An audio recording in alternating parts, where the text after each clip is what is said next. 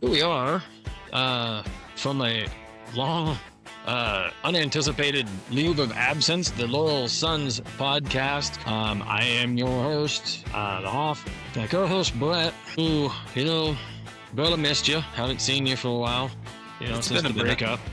Yeah. Since the breakup, which, we're still working through. We're gonna get counseling. Crazy shit happens on St. Patty's Day. Did you have to take your pants off? That wasn't because of St. Patty's Day. That's like a Sunday thing. That's Friday, Brett. Yeah. Friday, Brett. Yep.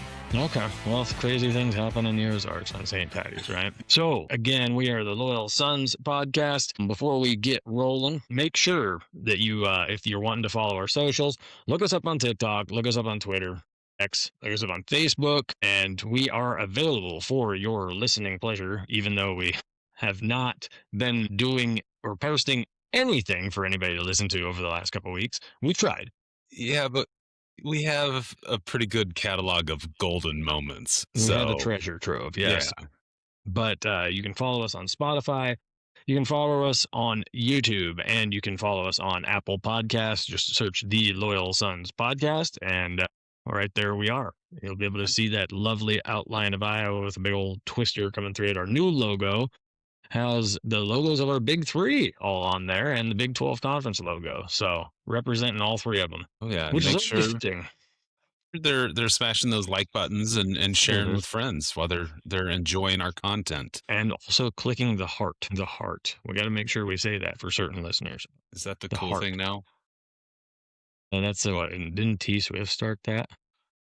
I don't know. Like you're the T Swift fan. I am not a Swiftie, and you know this. Are you not? Now that is a good debate. Did she start it, or did Caitlin Clark have? Or did she have more of an influence on her, or did Caitlin Clark have more?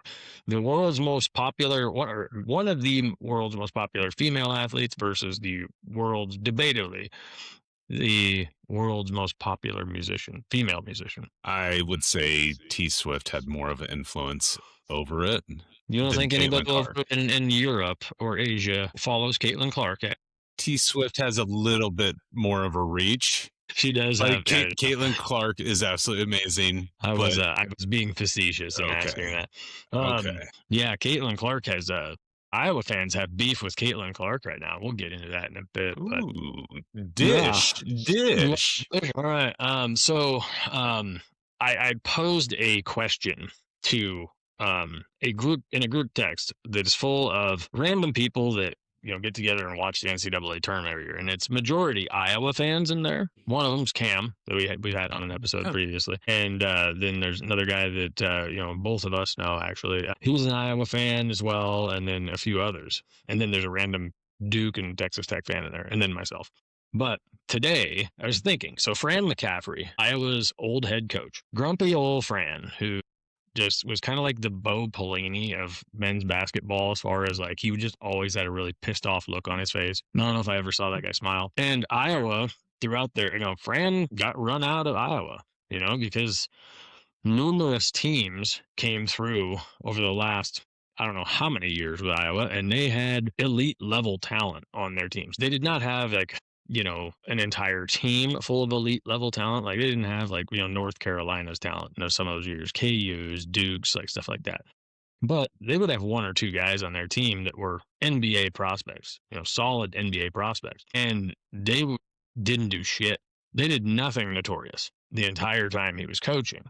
Long story short, he gets Ben McCollum comes in, and here Iowa finds themselves in the Elite Eight.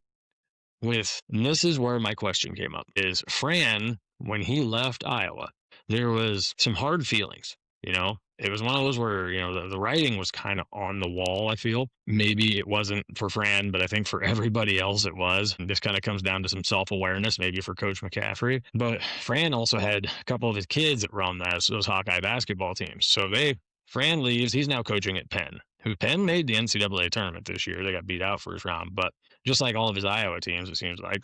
But over the last couple months, not Fran. Fran's been focused on his Penn Quakers or whatever they are. But one of his sons that played for Iowa, the one that is with Caitlin Clark, he's in a relationship with Caitlin Clark. He started getting noticed on X I think it was mainly the X platform, because he would post tweets, or I would guess you just call them posts now. He would post things on there talking shit about the Hawkeyes. Like when Iowa State beat Iowa in basketball, he posted something like making fun of them. And then the funny thing is he turns right back around like 15 minutes later and deletes the tweet. But what happens is it gets screenshotted by, Yeah. I don't know how many people. And like Chris Hassel, who is one of the biggest Iowa fans out there, who's on Iowa Everywhere, he works for CBS. He started bringing him up on some of like their media. Well, this is a former coach's son who played for them. His girlfriend is Caitlin Clark, maybe one of the best athletes ever to play at the University of Iowa. And here he is talking shit on him. And he apparently he even mentioned at one point in time, like, he gets mad when people walk by him and say, "Go Hawks." Who doesn't? Let's be honest. That is annoying. But, so my question to the group was, because obviously there's a feeling throughout that family that Fran got, he got jobbed. And it goes back to that whole self-awareness thing. So I threw the question out saying, if Ben McCollum, who has a team he has one guy on the roster that previously played for Iowa before he got there. One guy stayed. That's Cooper Koch. And the rest of these guys came from some of them came from other teams or other universities, but the main core came from Drake. Right? Bennett Sturtz played at Northwest Missouri State before he played at Drake. Go Bearcats, by the way. Right? Yeah, shout out to Maryville. But, that's where McCollum was at Northwest Missouri State before he went to Drake, and Bennett kind of followed him. I guess he had a cup of coffee over at James Madison University in one of the years between. Anyways, these are all Missouri Valley Conference guys. Like, these are guys that, they're a mid-major team. And I said, if Ben McCollum takes the Drake Bulldogs, I didn't call them the Iowa Hawkeyes, I called them the Drake Bulldogs. If he takes them to the Final Four, does Fran McCaffery finally look at himself, or say to himself, or think to himself, maybe I actually wasn't a top tier coach like I thought I was? I don't think so, because in his mind, he got demoted to Penn, an Ivy League school, and he took them to I can see that. The NCAA tournament. So he is the greatest coach ever, because he did more with less. I could see him twisting it that way. And now as a person, I don't know anything about him. I'm sure he's a great dude, probably a great dad, all that. But as a coach, man, like, I never liked him. He was just always just kind of pissy, and it just seemed like he was the type of coach that would more pout about a loss than pull his team in the locker room and say, pull your fucking heads out of your ass, like Otzelberger will do. Hoiberg will, but he'll say it in a very stoic way. But yeah, anyways, it was an interesting topic. So I'm like, do you think it could actually break through? Like, hey, man, here's why you got run out of Iowa City. This guy came in with a bunch of guys who played for Drake, and they could go to the Final Four. If he would have got to Penn, well, even if he would have got to Penn and lost every game, it would have been doing it with less. To be a head coach and in the spotlight and always being like judged, you got to be kind of a narcissist and like think you're the best. Well, yeah. I mean, you don't have to necessarily think. I mean, in some cases you do, especially when it comes down to, if you're in a blue blood program. Like, if you're coaching North Carolina or Duke, or Kansas, like Bill Self, I guarantee he's a pretty modest guy, but I guarantee, like, he'll flat out tell you, no, I'm a damn good coach, right? Yeah. And keep in mind too, Iowa they hadn't been to a Sweet 16 since like 87. Like, yeah, it's been that long, Well, anywho, just an interesting topic, and since we mentioned Caitlin Clark, now because of this Connor McCaffery shit that's going on, Barstool even started making mention of Connor's little things that he's doing online. And now we've got all these Iowa fans saying, why hasn't Caitlin spoken up about this? Like, why hasn't she said anything about it? I don't know. She's got real things to like worry about than her boyfriend. Like, tweets out. And like, our mutual friend that, is a big Iowa fan, well, their sentiment is like, does it make them, probably like hurts their feelings a bit that Caitlin's not saying like, hey, I don't feel this way. But at the same time, there was also that sentiment of like, it's kind of an unnecessary ick that's being thrown on her. And like, she probably doesn't have time for it. And She's got Team USA going on right now. And maybe she does, injury. because how long have they been dating? Maybe she really likes Fran. And it's like, I'm just not going to say anything because I don't need to. Maybe he's the coolest father-in-law ever, you know? Like taking him tubing and stuff like that. Well, I guarantee they all got money, but so we've been missing for a couple weeks, as we stated. Brett and I had a breakup. You know, we don't need to get into that in a public forum, though. Brett, our problems we'll talk to our counselor about those. Yes. You know, so there was not a lack of effort. So for any of you who are listening and thought, you know what?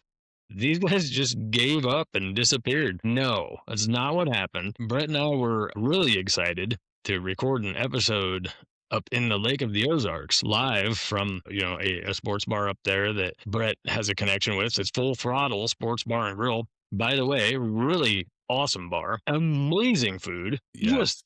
The best, like some of the best wings and some of the best fries. Everything I ate was amazing. Oh, what was the cake thing that you said that St. Louis claims as world famous? Well, no, they claim it's like that's their claim to, it's their thing. Gooey butter cake, which, my gosh, I had that for the first time in St. Louis, but I also had it at Full Throttle. Awesome either way. So good. But if you are in the Lake of the Ozarks, if you're listening, you have a house there or you're going there for the summer, you need to stop by. Have yourself a cold one, make sure that you order some food, because if you don't, you miss the whole damn, I should say you miss one of the biggest points of going there. Because it is an awesome sports bar. It's a very nice place. Super clean, good music. Like the people working there were amazing. I want to thank the people who worked there as well. All of them were absolutely awesome. Service is great. And Brett, since you're the one that's connected to them, who are the owners that we need to thank? So we need to thank Bob and Brett Daly, the owners of Full Throttle Sports Bar and Grill in Camdenton, Missouri. We need to thank Jenny and Abby. It was so much fun, and I know their family, but it was an absolute blast. It was just they opened their arms to us. We appreciate it. They didn't even have to be family for, honestly, like after we went up there, I was like, shit, even if we didn't know them, if the person that owned this place invited us up there, definitely would have gone. I love the reserved for celebrities sign on the table. I felt important. You did. And it scared the shit out of two people that were sitting at the bar when we walked in, though. Are we going to be on that podcast? We started setting up to record, and there was two people sitting at the bar, and this lady looked at us, and her eyes got as big around as golf balls, and she started slapping her significant other, whoever she was with, on the back of the shoulder, and was like, "We've got to go." I think they thought they were going to be on the news or something. But yeah, had a great time. So as far as the lost episode goes, Brett, I'm going to throw it over to you. Again, I can get us to the first part of it. Like, we sat up. We were all set up. We're recording. We're hearing each other in our headphones, drinking some beer, talking, bullshitting. We wrap it up. We're responsible individuals, and we're back home. Quite a few people in the bar that stepped in. We had not only the owners from the bar, but also we had a few random people that were sitting around us asking about it, and we were rapping with them. And what we do our thing the rest of that Saturday, drive the 8 hours back. Nolan gets into the lab, and none of our audio recorded. We, being rookie show hosts, podcast hosts, did not account for the fact that we did, and this is no fault of anybody at Full Throttle, because they offered to turn the music down, and we were like, no, not at all. Let it go, But with the combination of people around us that were holding their own conversations, and everybody was having a great time. It was St. Patrick's Day. Yeah. People were in their element, and then music was loud as well, which that's a sports bar. Should have been. We should have taken them up on their offer to turn it down, because it essentially there was too much volume in the background coming in, and you can't hear anything from my microphone. Oh, but you can hear my gold? Yeah, it's funny. Like, there's probably about 70% of it is just you talking, and if you take the cameras away, it's just you holding a one-sided conversation. If you put the cameras back on, you can see me talking, but nothing's coming out. Every once in a while, you can hear me in your microphone. Yeah. So maybe that's one of those things, like our listeners can help us, like What were they talking about when Brett said this? Yeah, or something like that, and help us like save that lost episode. Yep, that was going to be a fun little engagement activity we're going to have. So we're going to engage our listeners mostly on TikTok and probably on Facebook too, Brett, I guess. Yeah. But we're going to have a few things that we're going to throw out where we're going to be asking for your feedback on different aspects of this lost episode that's lost back in the vault. You know, it's in that box full of reels, like, you know, in the movie production companies, the lost movie reel that never got produced. But I'm going to work on editing out some clips that we're going to throw out there. Ask you guys what you think, you know, if you think, or what you think we are talking about. But also too, we were originally going to post something asking what you guys thought happened to cause us to miss the episode. Instead, I'm going to be posting something on TikTok asking for you guys. It's going to be a survey, so you have to select. It's going to be multiple choice. You're going to be able to guess what caused Brett and I's breakup for us to just be missing for a couple weeks. We've already established it wasn't me running around the Ozarks with my pants off. So yeah, no, we're helping our listeners out. Yeah, no. I mean, if anything, you just became part of the crowd up there. Yeah. Yeah. It was. That was a good time for St. Patty's Day, man. Those people were loving it. All right. So let's hop into our big three. This is going to be one of our final times we get to talk about them because we have one team still standing, and we'll get to you, Hawkeye fans. But going into the women's tournament, we'll start off there. We will not be covering wrestling today. Sorry, folks. But when we're talking about the women's tournament, God, just every fan base was disappointed. Nebraska, I think, well, I don't know, Nebraska probably wasn't as disappointed. I don't know if they expected much out of their team. They didn't really I don't think they thought they were going to make a miracle run in the tournament. But Nebraska has a first four game that they win, and then they get ousted first round. But it was to Baylor, which is, that's what, if you're looking at the chalk, that's what should happen. Iowastate goes and just, man, the amount of talent, like their coach is on the hot seat. Bill Fennelly is, there's a lot of noise around Bill Fennelly right now. Now there's a whole lot of noise around all women's sports at Iowa State, especially after the gymnastics thing. And we had 5 main players right after we got beat out of the NCAA tournament, all transferred out. Some of the best players. Yeah. Like Jada Williams, who came from Arizona State just last year and joined us, who's awesome. Gone. There's a couple others, but yeah, there's a lot of people asking questions like, "What the hell are you doing?" Like a lot of the grumblings I've heard is nothing changes. It's like, what's the saying? Like the definition of insanity is repeating the same thing over. Yeah. Yep. And it kind of seems like what's happening, because they'll have talent on these teams and then they get to the tournament and it's like, they don't do anything against their competition. And then they've had, I mean, the worst thing, and I said this to a few people, the worst thing that could have happened to Coach Fennelly is the fact they got ranked in the top 10 at one point this year. Expectations went up, the bar went up, they immediately went down. And quickly. Yeah, and Addie Brown goes out and gets hurt, so that means Audie Crooks doesn't have the Robin to her Batman role to help her out as far as anything defensively or offensively. Things kind of went to shit, and all we were hearing leading up to that was, this is going to be one of the best women's teams they've ever had. Like, this is amazing. She's all over national sports media, everything. And then they just fall off a cliff. And that Cincinnati game where they repeatedly drove down the lane and just ran right around Audie and just layup. Every team in the Big 12 watched that and unfortunately took advantage of it. Anybody they played in the NCAA tournament was going to watch it, and that's exactly what happened. Yeah. And Syracuse, they came back to actually even be within 9, but Syracuse kind of ran them out of the building. Yeah, it was a tough women's tournament. In Iowa, fuck, Hawkeye fans, man, like, y'all eat, breathe, and sleep women's basketball. So I feel for you. This girl Kimora that plays for Virginia was like single-handedly took down the Hawkeyes. It felt like I watched their game. So Iowa here is a 2 seed. They made it to so they're playing the first couple rounds or like round 1, round 2. At the top seeded home court. Well, Iowa being a 2 seed, it's in Iowa City. Well, they came up against Virginia, 10 seed, second round. And I was working. I had the TV on in the living room, and I went out to check it at halftime, and I was losing. And I'm like, what the hell? And I thought to myself, okay, this is just one of those like, flash in the pan things. They'll do what Iowa does. But I'm drawing a blank on her last name. Her name was Kimora. Like I noticed that she was sinking every damn shot she was throwing up. It was kind of like every team that Iowa State's men's team plays. They have that player that they probably shot 4% on the year, but they made 7 threes against Iowa State. But she's actually good. Anyways, she's kept doing this, and they just kept staying ahead. Well, Iowa would come back. I think there was a lead exchanged a couple times.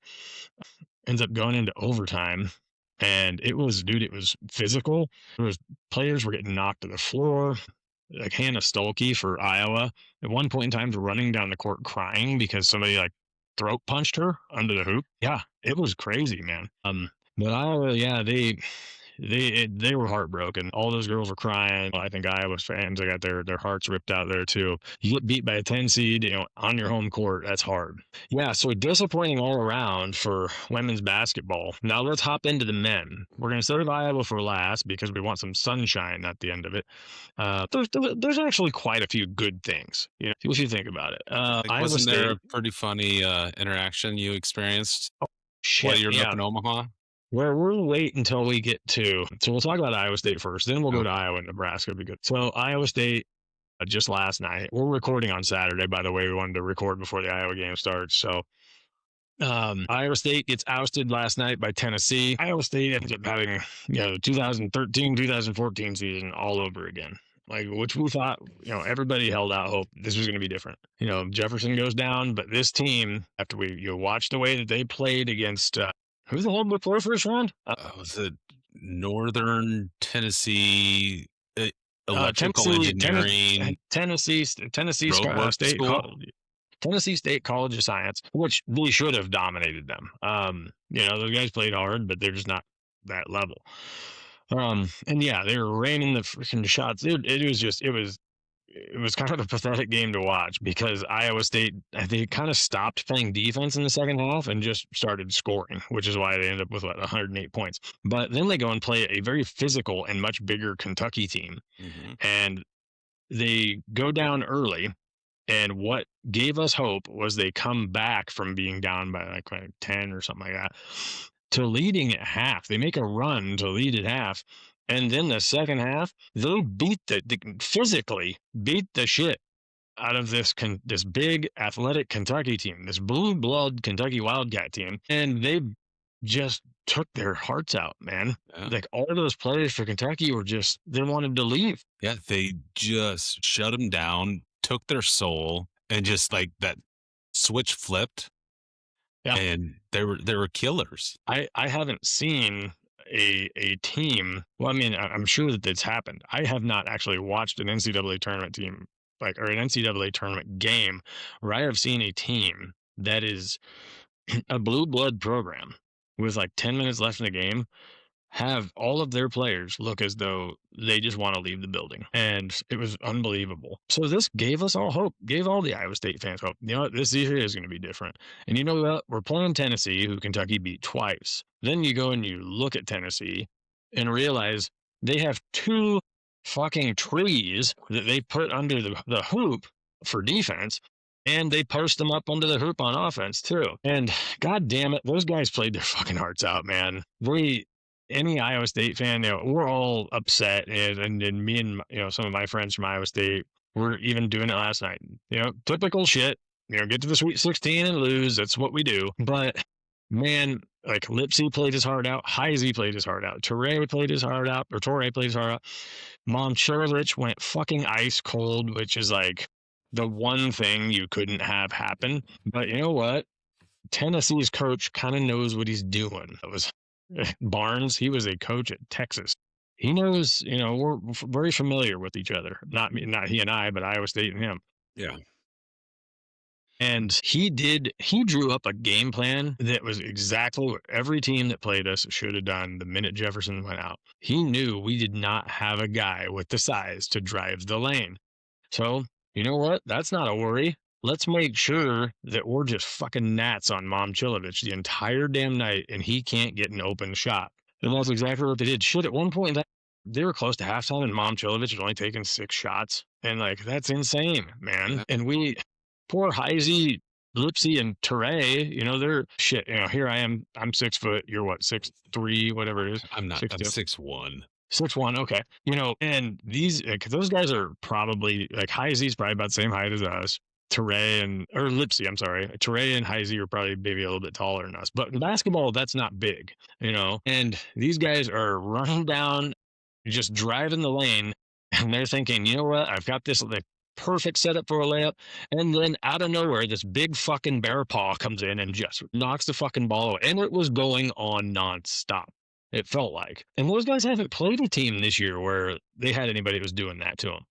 And it was crazy. And you know what? Credit to their coaching staff, man, because they're like, you know what? These guys they're the only guys that can drive the friggin' lane. And that's the only way they're going to score. So could you imagine driving down the lane? I got this layup and then the lights just dim because of the shadow of the big tree, ready just to slap the ball out. It's kind of like the Toons versus the Monstars on Space Jam. Yes.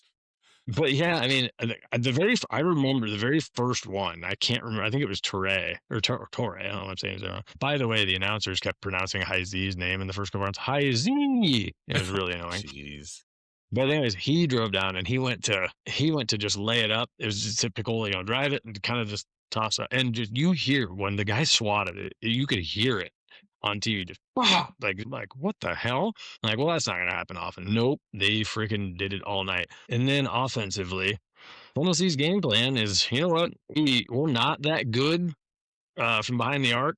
So what we're going to do is we're going to see if we can get at least a couple out there, but we're going to run around and use as much freaking time as we can, because if we keep the ball out of your hands, we got you. Because they didn't want Momcilovic potentially getting in a rhythm at all. And they started taking those big guys that were swatting the damn ball away at the other end of the court and posting them up under the freaking hoop. And there's like, you know what? One of you guys, not both of you, just one of you, keep hanging around down there. And goddamn, they would play great defense. And there'd be 2 seconds left, and they'd be like, okay, throw it down to the lane. Boop. And it just killed them. And then rebounding, dude, our guys were fucking terrified of those giants. That's going to be a unique perspective to only myself. And I know that I'm no basketball analyst, but the look on Buchanan's face multiple times when the ball comes straight down in front of him, and all he has to do is take 2 or 3 steps forward and grab it. Now, granted, he was aggressive at a few points where he got tied up with some guys, getting rebounds, but we got massively out-rebounded, and nobody understood why. And I don't know, like I said, I'm maybe extremely wrong here, but those fucking giants that were down there would be standing there, and the ball would hit the floor in front of them. They wouldn't necessarily immediately go for it, but our guys would look at it and be like, I'm not getting baited into your trap. I'm not sitting here saying they were afraid of getting into a physical altercation with everything, but at the same time, it was just there was one time, I shit you not, it hit the floor, but if Jefferson and whatever one of their big dudes was, they were probably 5 feet, 5 or 6 feet apart. The ball hit literally evenly centered between them, and he just stood there. His feet did not move, and literally 2 guys from Tennessee come in behind him, and all 3 of them surround the ball. And I'm like, yeah, that's when I knew. I'm like, okay, something weird's going on here. I don't know what was going on. Either it was just perfect storm, all of the job by Tennessee. But all right, let's go over Iowa State now. Nebraska makes history, get their first ever tournament win, because prior to this NCAA tournament, you could actually make the joke that George Washington was president before the Nebraska Cornhuskers had won. They unlocked the Busch Light fridge. Yeah. Where was that? Chicago? No, Detroit? I'm not sure. I thought it was in Lincoln. Yeah, was it for what? Basketball? I thought so. Huh. Either way. So Nebraska comes in and, they dominate their first round game, which they should have. So we'll dominate Troy. The monkey's off their back. You can tell there's a lot of pressure on them. And then they play a freaking just amazing game with Vanderbilt, which, man, coming down to the freaking wire, it was just incredible. Nebraska, their last 2 games were just insane. Let's see here. Just looking through, kind of reminiscing about that game. It was pretty even the whole game. Nobody really got stretched away from the other. And they just kept going back and forth, and it just kind of came down to, whoever had the fucking ball last, to be honest. But anywho, let's see. Was this the game where they inbounded it and they screwed up? I can't remember. Doesn't matter. Anyways, they took down Vandy, which was actually a good win. Vandy was in the SEC championship game against Arkansas, 2 very good teams. Then Nebraska, finally gets to the Sweet 16. Not only do they get their first win, they get their second win. And then they're in the Sweet 16. Just historical run. You know what? The gods are favoring us this year, we're saying, for Nebraska fans. They're riding on high. And lo and behold, a 9 seed out of the same region had to win their 9-8 game against Clemson in one of the most hideous basketball games I've ever seen in the NCAA tournament. It was just offensively was just a clusterfuck. There's no other way. Like, I watched it with a few people that were Iowa fans, and everybody just nobody was really loud. Nobody was cheering. They're just kind of sitting there going, "Oh, won." Good game. I mean, and the thing is, they were playing a Clemson team that was kind of shit. Clemson was absolutely, I think they were almost dead last in a couple categories. They were the only team in the entire, not only the NCAA tournament, I think maybe in all of college basketball, that only had 1 player averaging double digits per game in scoring. They end up pulling out a win in that sloppy game.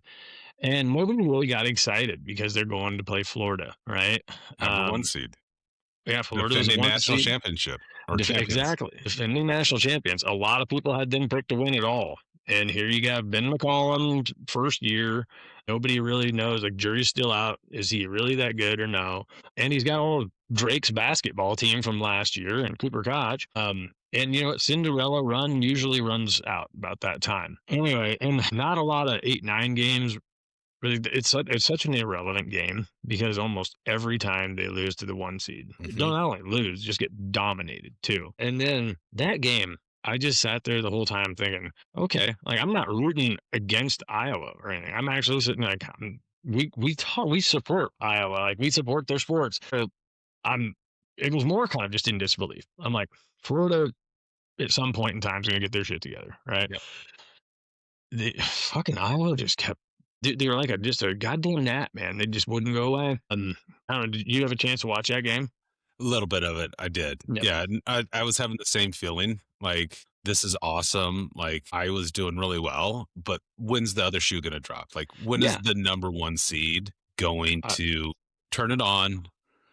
And pull away. It might only be a 10-point win, but they're going to do it, right? And like, I was fully prepared to have the typical conversation, hey, you know what? You guys still had a great season. You got to the second round.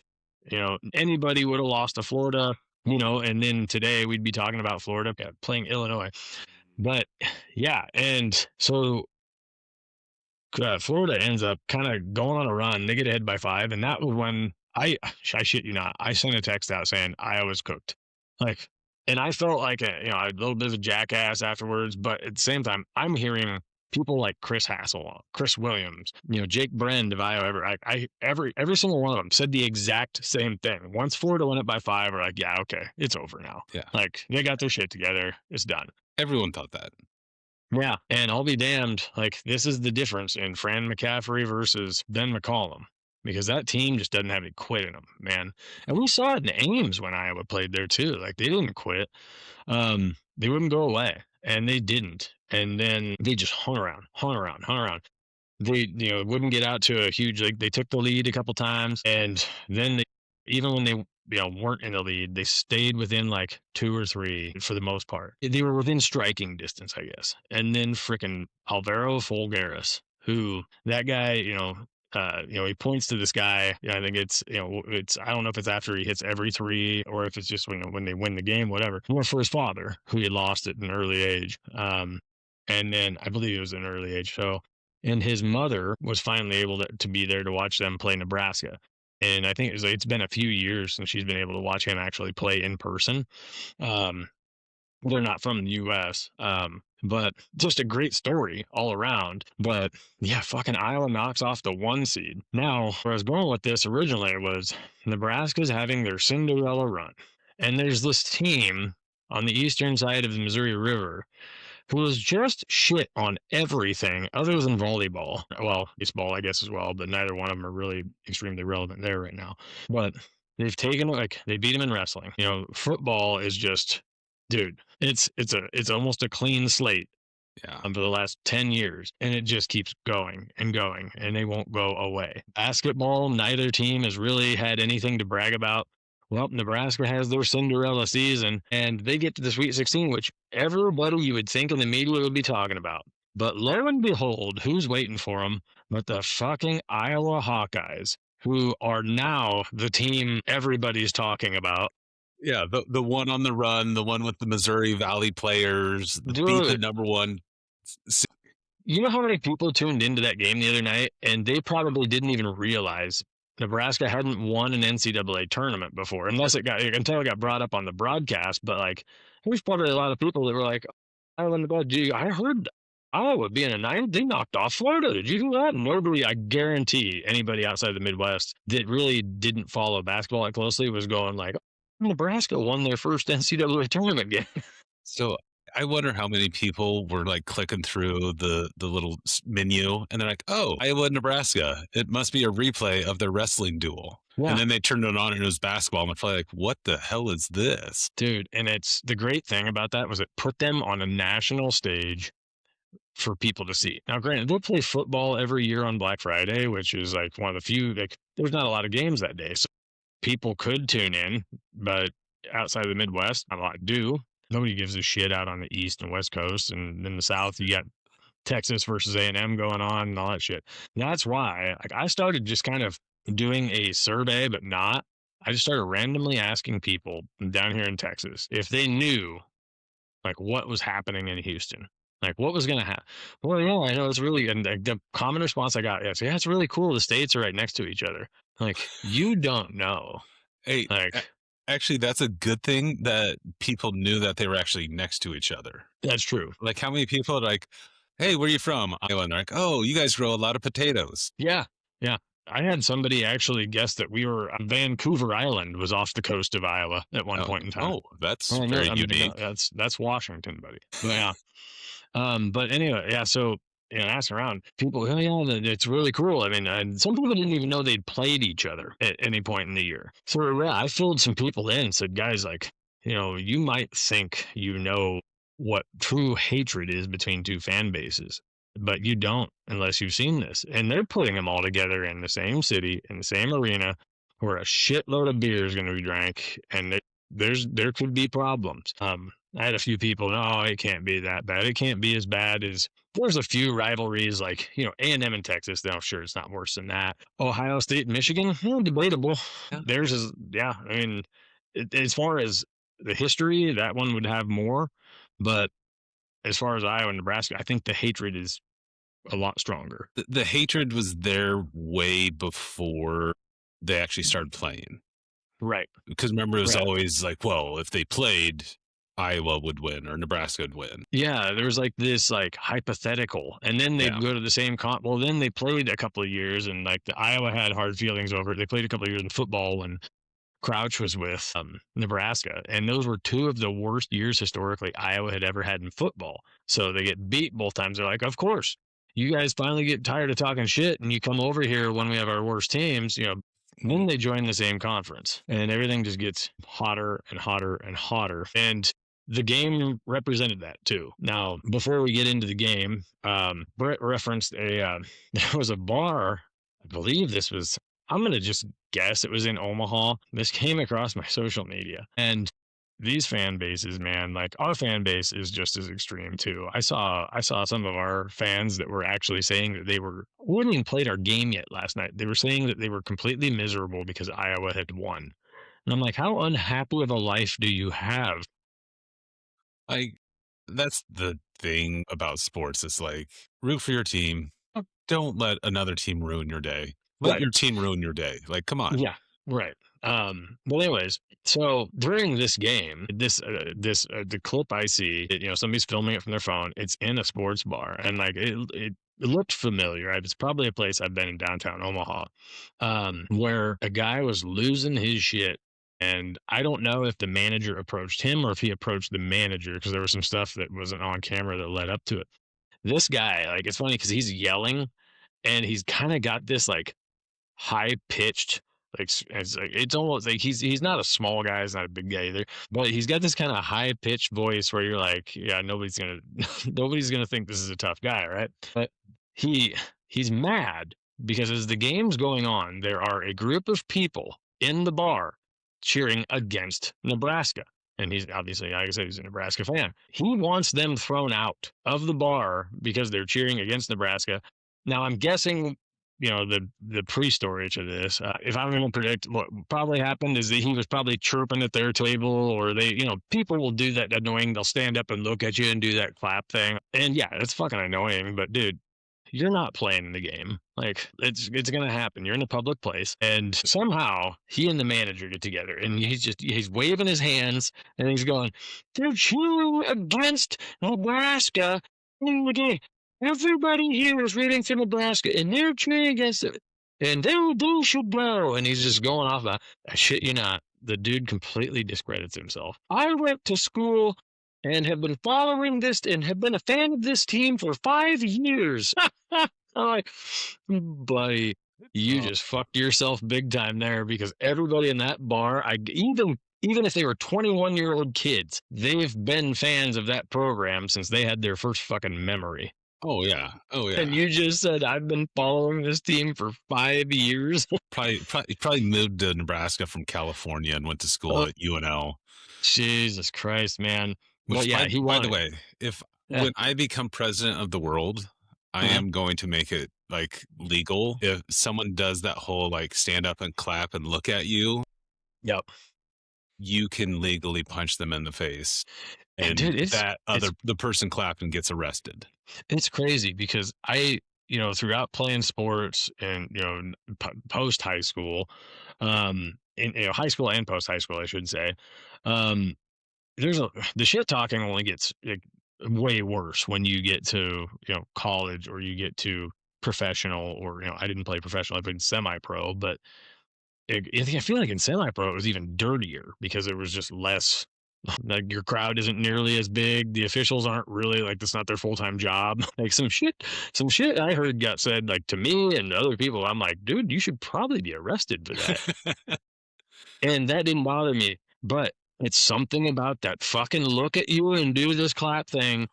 Like, there's very few things in a stadium setting or in a bar setting or anything that just, like, immediately in my brain, I'm like, I kind of want to fight that guy. Well, especially when it's like some dude, you can sit there and be like, man, you did not play one sport your whole life. Yeah. And this is your avenue to sit there and trash talk. It's usually, it's either usually the person who is a fan of a team that they probably couldn't even tell you on a map where the city is that the school's located in, or they were JV their entire fucking life and whatever. It's like, that's okay if you were, but don't act like you're big shit. Yeah, like, one, you have zero impact on the game. Right. Yeah, just sit down, enjoy. Well, it's like Cam's son, Harley. Like, I got to give him some credit because, like, he was cheering for his team, but it was funny how many times, like, because I was just, since we cover them for the podcast, like, I know we know more about the Iowa basketball team than most of the people we know probably do. As far as you do. Well, yeah, player names, there's backstories. It's like that. And I asked him his thoughts on a few different things, and he flat out shows. He's like, "Man, I haven't watched one basketball game they've played in all year. I don't know anything about that guy."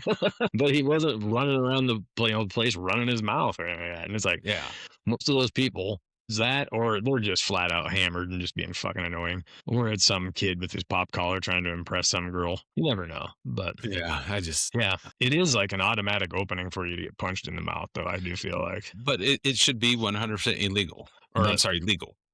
Yeah.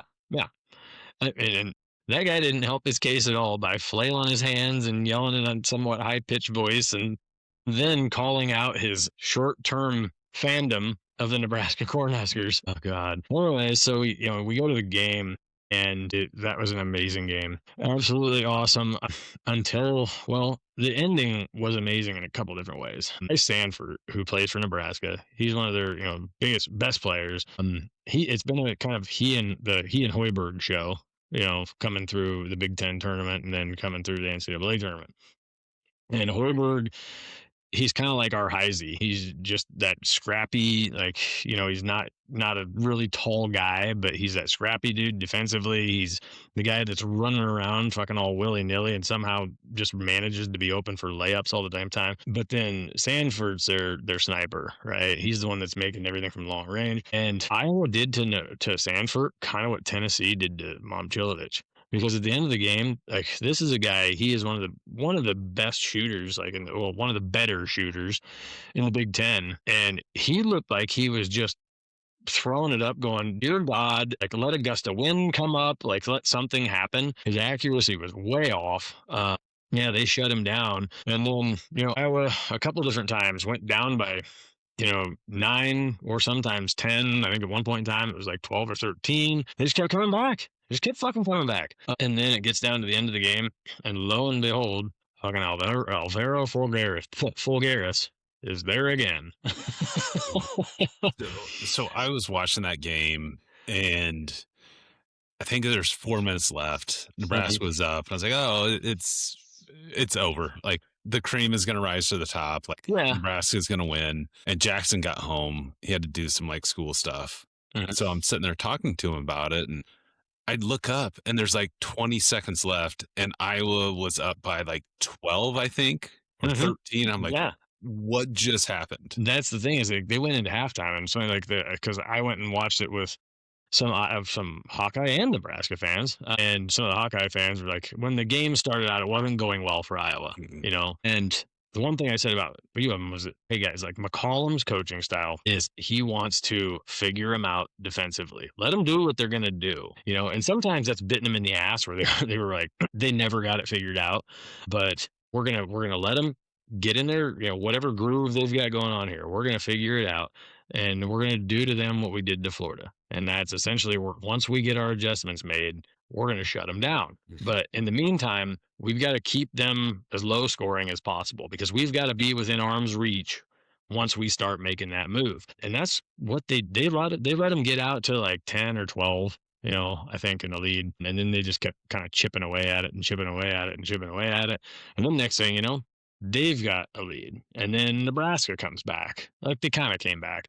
It was pretty neck and neck, through the second half, until the last like 2 minutes, where fucking Fred Hoiberg, buddy, like, it will be not for other fan bases, but for the Nebraska fan base, there will be a stain on his legacy because of this, the Cinderella run, everything going on, and they're working at trying to make a comeback in this game, because if I'm recalling, I think Iowa had just taken a lead. We were in short time. They had just taken a lead. Iowa has to inbound, and Bennett Sturtz turns around, and I saw him do it in the game. I'm like, what the fuck is he waving it? Like, he's looking down the court and doing this. And the guy freaking Hail Marys the damn ball all the way down the court, because Nebraska only sent 4 players out onto the court. Yep. And so therefore we're matched up down there under the hoop, like, waiting for this inbound. And then the one guy's like, shit, there's nobody out here to guard me. I'm just going to go down here and wait in the lane. I think, was it Folgueras? I think it was. I can't remember. They have, either way. But yeah, that was like the shot, like, or the dunk, if you want. Like, that was the play that Nebraska was like, fuck it, we're out. Nail in the coffin. Yeah, they didn't really try anything after that one. But sucks for Fred, though. He's been getting asked about it all week. I've seen press conferences with him. They're like, did you know a rule? Isn't there a rule they're supposed to notify you have to have 5 players on the court? He's like, I don't know if there was. We didn't. Yeah, we fucked up. Let's move on. So Iowa, yet again succeeds in shitting in Nebraska's Cheerios. And it's for Iowa State, we lose the Sweet 16. We're like, you know what? We're probably going to be back here. Maybe not next year, but 2 years from now, we're probably going to lose again. Yeah. But we'll be back here. I think Nebraska fans are like, fuck, are we ever going to do this again? I don't know. They're yelling about Nebraska ball. Yeah. I mean, Sanford will not say if he's leaving or not, but I mean, I think I think I can't remember Hoiberg. I think he's a senior this year. I mean, they're losing some guys, but and they at got the same Hoiberg. time, Like he'll rebuild the team. Like he did it at Iowa State all the time. Could you blame them for thinking that though? I mean, with all the years of just irrelevance they had, I'm sure they're gonna have a strong team next year again. So Iowa is here in about 25 minutes, going to be tipping off against Illinois in Chicago, and that'll be a good one. Like Big Ten is representing in the tournament. They are. They're making Big 12 looks like really shitty. We got Arizona. Well, at least we have maybe the best team in the nation still left. But there's a lot of Big 10 teams, and this is a very winnable game for Iowa. They didn't beat Illinois throughout the season, but they can. Yeah. I mean, shit, they just beat Florida. They just beat they just beat Florida. They just beat Nebraska. So they beat a 1 and a 4 seed. Illinois is the 3. The difference, I think, the X factor here is Illinois is just a team that has a lot of experience in deep runs in the tournament. Like they've been here before. This is business as usual for them, right? Shit, we played Illinois in the Sweet 16 a few years ago, and they just fucking rained threes all over us. And like we thought, okay, we can hang with this team. It's gonna be a tough game, but we can eke it out at the end. No, Illinois is like, nah, this is our show, dog. Now you're in our environment. Yeah, that's cute. We'll see. That's enough of the rundown on sports. We'll have another episode where we are discussing basketball because who knows where they'll be. This may not be their last day. They make the Final Four. It's a hell of an achievement. Ben McCollum's a hell of a coach. But yes, he is. Good luck, Hawkeye fans. Brett, we want to maybe discuss some things that have been happening with the Council Bluffs or Omaha Police, maybe. Police or whoever. Yeah, so I've been looking at that, and I'm gonna read these, and I just kind of want your thoughts on them. Okay. Like when I read them, be like, what's going through Nolan Hoff's head? Because I know I read them, I'm like, what? Okay. So fair. All right. First one. It's short one, but there's a lot to unpack from it, and a lot of possibilities that could have happened. Gotcha. So male, walking with a hatchet and a stun gun. So he's got a hatchet and a stun gun. One in each hand? I'm not sure if it was one in each hand or if he had the hatchet on his back and with the stun gun. Like Viking style? Yeah. But he's walking down South Twin Cities Drive. I know exactly where that's at. I do too. Uh-huh. I've been to an establishment in that area several times. Mm-hmm. What's going through your mind when that comes across the scanner? Walking in the Twin Cities. I mean, walking with a stun gun and a hatchet. Does it say anything about how he was clothed? Did I miss that part? Nope. That is all it is. Walking with a stun gun and a hatchet down. To be honest, man, back in the day, I was all over the city of Council Bluffs landscaping. A lot of these neighborhoods I spent quite a bit of time in, and I wouldn't have thought a thing about it. True. However, he did something to make somebody feel like they needed to notify the police about it. With it being in Twin Cities Drive, somebody's dog shit in somebody's lawn, and he's going to talk to him about it. Is what I think happened. Someone didn't pick up their dog shit, so he's just going to stun them and then chop them up. Yeah, I mean that's probably the only thing they get pissed off at each other about, like down there. It's like, your dog's been crap, or your cats have been crapping in my lawn. Yeah, because there's not really much that can drag down the home values of the homes around. I guess the good thing is there wasn't like another scanner of murder, and someone chopped up and stunned.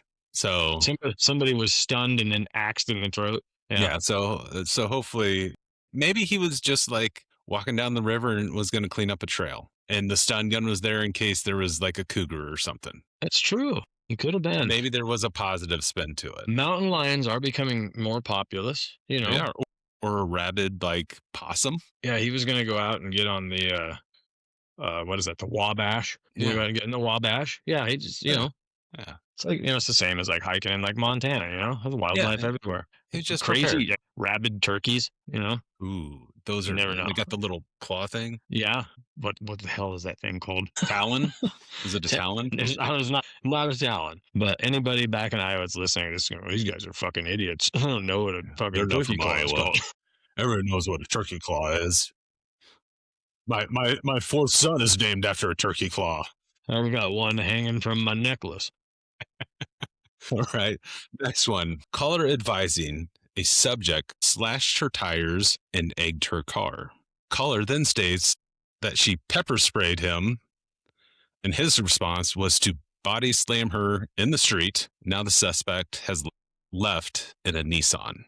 Was it Nolan Hoff Nissan? is walking down the street and sees this. What goes through your mind? I mean, for one, I'm impressed that she was not very accurate in her pepper spraying, or number two, the guy is either drugged out of his mind or a tough son of a bitch, because he got pepper sprayed and still was able to turn right back around and body, like most people just immediately run away or like fall to their knees or whatever, screaming from the burning. But for one, if I'm driving, like, and this was, what street was this on? Didn't say. It did not say. I always imagine one intersection in Council Bluffs, and it's always like that intersection right after, if you're heading towards Canesville and Broadway, and you go over the viaduct that goes over, what was the name of the bar I played volleyball at? It was under the bridge. Oh, I remember that too. I can't remember it though. There's that intersection right there where there was like a Papa John's. For some reason, every time we talk about these, that immediately pops in my head. So I think about like pulling up at that intersection. I see a guy randomly walk up and start slashing somebody's tires and egging the car. I'm assuming the car was probably parked. Yeah, and then egging it. Yeah. Yeah. So like looking over at, Kelly's Furniture, whatever the hell that furniture place was in Papa John's, seeing some guy do this. Now, was the woman in the car when he did this, or was she just walking out? It does not say. I'm guessing it was parked. Okay. And I'm guessing there was a previous relationship. That's exactly what I was going to say. I'm like, you know what? This guy, knowing, and this isn't just Council Bluffs, it's any city like, it's, I immediately think of another town comparable, and I think of Cedar Rapids. Yeah. Where I could see some guy, he's sitting at home and he's like, maybe he found out she said something about him. Maybe he found out, and honestly, it doesn't even take that. He's like, you know what? That bitch, and I know where her car is parked. Or his buddies called him. Hey, Billy, your ex's car's down here. So he ran down slasher tires. Now, when she walks out, the body slamming would really catch me off guard. Yeah. Because immediately I'm like, shit. Like, okay, he just body slammed her. She pepper sprayed him right before that. I don't know what this dude's on, but if I come up and throw a couple haymakers on him, is he even going to feel him? Well, how about her? Like, dude's obviously got a knife. He slashed the tires. Yeah. Egging the car. And the response isn't like, oh, I'm calling the police. It's, no, I'm going to pepper spray this motherfucker first while I'm talking to the police. That's how you know they were in a relationship, though. So it's like, and we didn't see the situation. Like maybe he approached her or went after her or something. Who knows? But if that didn't take place and she went straight for, you know what, I'm going to hurt you first, motherfucker, before I call the cops. Yeah, then there was an existing relationship there. And that's a standard redneck Council Tucky. Really, a breakup right there. Oh yeah. All right. I love that. This is how you know it was a relationship. They egged the car.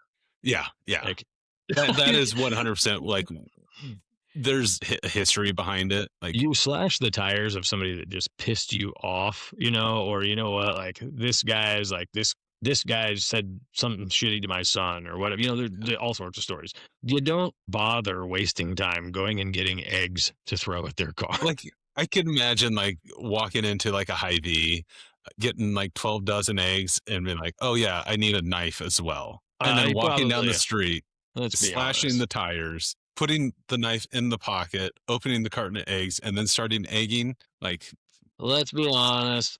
He already had a knife. That is true. Everybody in Iowa has a fucking knife. That is true. That is very true. Hell, I've got 6 hunting knives. All right, last one before we wrap it up. This is a very interesting one. This is actually from Omaha. Okay.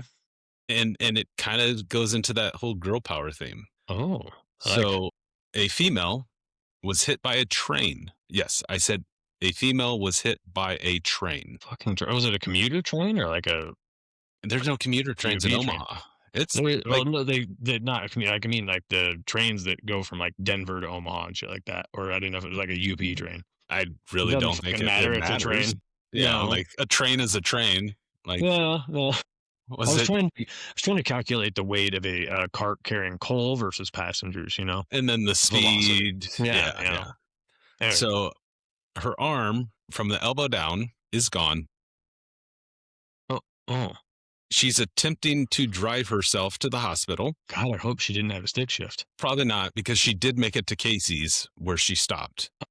Okay. Yeah. Well, so what's going through old Nolan Hoff's mind if he hears that on the scanner? If I'm back in Iowa and I'm at a Casey's, which, you know, there's one reason if you don't live in the Midwest, like you always stop at Casey's when you go back to the Midwest. I pull up to Casey's and we'll say like Missouri Valley, Iowa. There's a railroad right behind there too. Mhm. Somebody comes walking up with one arm, coming back from behind the store. I'd flat out say, you know what? I get it. I don't care what limb I'm missing too. I got to get my Casey's pizza. Hell yeah. Or the pork tenderloin sandwich. Oh, Yeah, like if I'm gonna bleed to death, I'm gonna get me some Casey's pizza right before I did it. yeah. I mean, yeah. And then my next thought would be, what happened to cause their arm to go away? Good God! Like, not to mention, like, what the fuck were you doing? Where you had your arm? Like, were you standing there, like, trying to flag it down? Like, Jesus Christ! My first thought was, how the fuck do you get hit by a train? You know where Well, it's that's what, going. dude. You can Let's hear face it. it. Yeah, this person probably doesn't have a lot of situational awareness, or I hate to constantly go to this, or was on drugs. Yeah. That's a good possibility. Yeah, there's fucking people that are all methed up or God knows whatever. You are getting freaking plowed by trains all the time. They just stumble out like they just big lights coming at them. They're just like, oh, bam. Ooh, aliens finally. God, it's like some of those folks. Like I wouldn't be surprised to see some dipshit out there. Like maybe they got some personal vendetta with trains. They're all Trying to hepped punch up it. on, yeah, all hepped up on God knows what, standing out there trying to get it, like trying to do some protest. Well, and then You shall like not pass. if you think about it, arm gets taken off Mm, and she got in her car. So that means she had to get out of her car, try mm. to fight the train, lost, refused help, like, no, like do Yeah. this. That means her car I was nearby. So that means yeah, it's like she went to do something to a train. Like she drove somewhere to be where a train would hit her. yeah. And then like, no, I don't need help. I'll just drive myself. By the way, I'm kind of hungry. So let's go get some Casey's pizza. Yeah. I mean, I would not immediately guess she went there to say call for help. My number one No. priority would be like yeah. Like I said, when I roll into Iowa, one of the first things I always do is stop at Casey's. But yeah, so I mean you gotta get that craving out of the way. And then after, if you're still not bleeding out, Casey's has a lot of napkins in there. You can make sure you Yeah. stuff that up pretty good. Just wad it in there. Maybe just ask him if he can use the phone. I'm Yeah. assuming this is like the type of person that probably didn't have a cell phone. Not to mention they only got one hand to dial with now. Or maybe they're trying to, I don't know, like, I wonder if they got their arm back. oh, I'm guessing Like, that was miles away. yeah, would have been would have been funny. A person walking up with one, like half of one arm, carrying the other half of the arm in their other hand. Or they walk into Casey's, get their like slice of pizza, and Sit someone's it on like, the counter. oh my goodness, this arm must be yours. I found it. And like just this random meeting, like, oh, thank God we met up. I'm just picturing like somebody standing there. Well, they get their pizza or they get their pork tenderloin. They're over at that little condiments thing where there's all the napkins and everything, or the coffee place, and they're mixing it up. All of a sudden, somebody just comes up and sets an arm down. It's like trying to mixing their stuff up. Are you Yeah, okay? just Yeah, why? craziness. Man, that was in Omaha, huh? Yeah. Fucking man.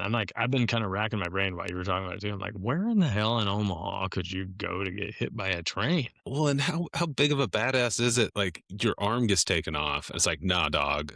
I'm just gonna That's, drive myself. Like dude, I'm not they're quite so out out my of their out of pocket on my deductible, so I'm just gonna save on the ambulance ride and just drive myself. you get so freaking burnt out on, or I should say high on whatever. Like there's certain things out there, man, that you think like I think I have a high pain tolerance. There's certain narcotics out there you can take where literally it's like it's going to take a bullet for you to feel. You won't feel the pain. You'll just die.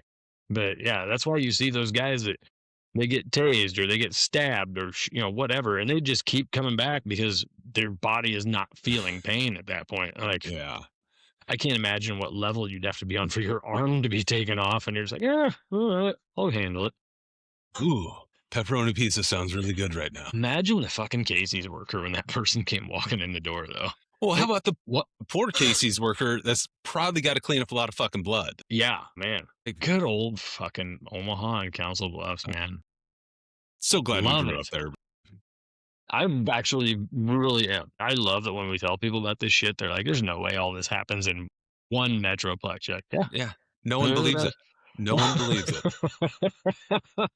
It is that diamond in the rough. Oh. Yes, sir. All right. Well, that's a hell of a rundown. Thank you for giving me some sunshine on a rainy day after the Cyclones lost. But let's wrap this up. Go Hawks. Good luck, Hawkeye fans. I guess you've made history already. Just keep rewriting the books. Keep the run going, man. Let's see what happens. How can you not cheer for them? Of course, I say that they're going to lose. Fuck. I mean, who knows? Who fucking knows, man? Who knows anything? Like, with this tournament, it's just crazy. Anywho, all right. Well, Brett, I'm glad we get to see each other again after our breakup. We'll meet with the counselor this week and talk things through and about the custody of the pets and kids. And by the way, you're not giving your fucking kids to me. I'm fighting for that one. No. Yeah. No. And half the assets are mine. This is a no-fault state. All right, so we'll wrap it up. Thank you for all of y'all that are listening. We sincerely apologize for vanishing, taking unapproved PTO for a few weeks, but we'll be back. Just for some of y'all, a little teaser, we have a musician that's going to be hopping on, country musician. He's going to be hopping on in a few weeks. Robbie Sender is going to be joining us. Robbie's got a few songs out there on Spotify. Brett, you've listened to him. You love some of his music as well. I do. Big fan. Yep. It's kind of a mix of a bunch of artists, but his music's freaking awesome. Super cool dude, and from Wisconsin. And the guy, he won my heart when one of our first conversations was about drinking Busch Light. So happy to have him on. Be here April 12th, I think. Thank you for listening. Go Hawks, and I know you're all already having them, but have some more cold Busch Lights on us. All right, thank you all. See y'all.